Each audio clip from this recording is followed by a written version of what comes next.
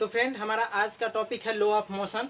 तो चलिए हम इस टॉपिक को स्टार्ट करते हैं। स्टार्ट करने से बता दें कि आप हमारे वीडियो को अंत तक देखिए। अच्छा लगे तो प्लीज़ हमें सपोर्ट करें, हमारे चैनल को सब्सक्राइब करें और कमेंट करके हमें अपना ओपिनियन ज़रूर बताएं। मोस्ट रूप से इसे ज़रूरी समझें ताकि हम नेक्स्ट वीडियो और आपके लिए ला सकें। तो चलिए हम इस टॉपिक की स्टार्ट करते हैं।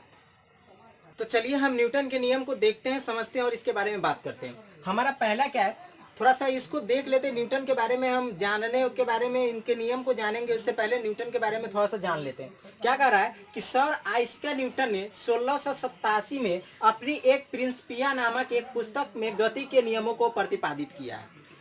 और न्यूटन ने 1687 ईस्वी में एक प्रिंसिपिया नामक एक पुस्तक लॉन्च की है, जिस पुस्तक में उन्होंने गति के तीनों नियमों के बारे में अच्छे से बताया है, डिटेल्स से बताया है। तो चलिए हम उन्हीं नियमों को पढ़ेंगे और समझेंगे।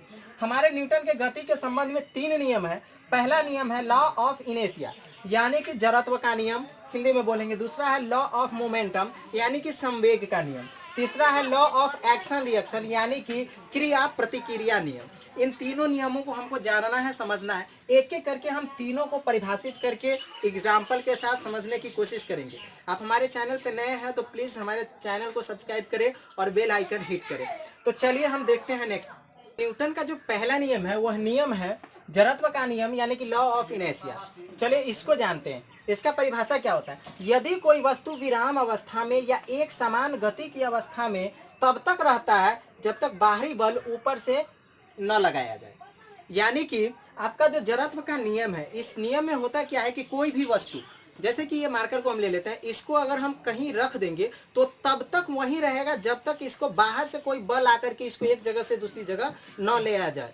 तो उसको हम जड़त्व का नियम कहते हैं।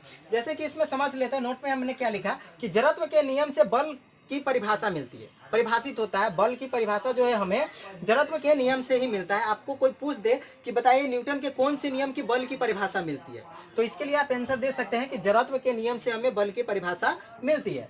जैसे अचानक पैसेंजर गाड़ी के खुलने से उसमें बैठा पैसेंजर पीछे की तरफ चला जाता है। तो ये जो बल का जो नियम है, ये जो हमारा जो जड़त्व का नियम है, इसमें क्या होता है कि पैसेंजर गाड़ी में बैठा हुआ है, अचानक गाड़ी खुलता है तो क्या होता है, पैसेंजर पीछे की तरफ चला जाता है। तो ये जड़त्व के नियम के कारण होता है। तो चलिए उम्मीद करते हैं आपको ये समझ में आ गया होगा। तो चलिए हम दूसरे और तीसरे नियम को भी अच्छे से समझ लेते हैं। दूसरा नियम है संवेग का नियम। संवेग का नियम यानी कि लॉ ऑफ मोमेंटम। इसको समझते हैं। क्या कह रहा है, संवेग परिवर्तन की दर लगाए गए बल के समानुपाती होता है तथा संवेग की दिशा वही होता है जिस दिशा में बल लगाया जाता है।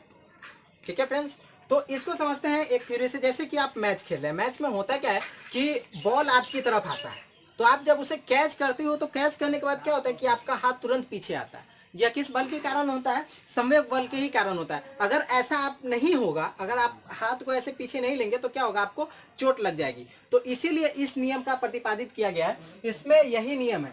इसमें क्या कर रहा है कि संवेग, द्रव्यमान यानी कि मोमेंटम, मास और वेग तीनों मिल करके जो है एक गुणनफल का संवेग का वो प्रतिपादित करता है। जैसे कि इसको हम पी से सूचित करते हैं। क्या कर रहा है, संवेग, द्रव्यमान और वेग के गुणनफल को संवेग कहते हैं। संवेग किसको कहेंगे, संवेग, द्रव्यमान और वेग के गुणनफल को हम संवेग कहते हैं। संवेग को पी से सूचित करते हैं और इसका फॉर्मूला होता है P = m/v यानी कि मास गुने वेलोसिटी यानी कि द्रव्यमान गुने वेग। इसका नोट क्या है कि न्यूटन के सेकेंड नियम से व्यंजक का पता चलता है।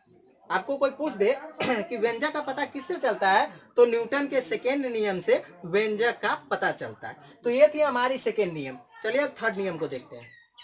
न्यूटन का जो तीसरा नियम है, तीसरा नियम है क्रिया प्रतिक्रिया, जिसको इंग्लिश में बोलेंगे law of action and reaction. क्या होता है इसमें, क्रिया के बराबर ही प्रतिक्रिया होती है, इसे क्रिया प्रतिक्रिया के नियम भी कहते हैं। क्रिया प्रतिक्रिया के बराबर होती है यानी कि जैसे कि बंदूक से निकली गोली, जब आप बंदूक चलाते हैं तो क्या होगा कि गोली जितना फोर्स से आगे जाएगा उतनी ही फोर्स से आपका हाथ पीछे आएगा। तो ये हो गई इसके नियम।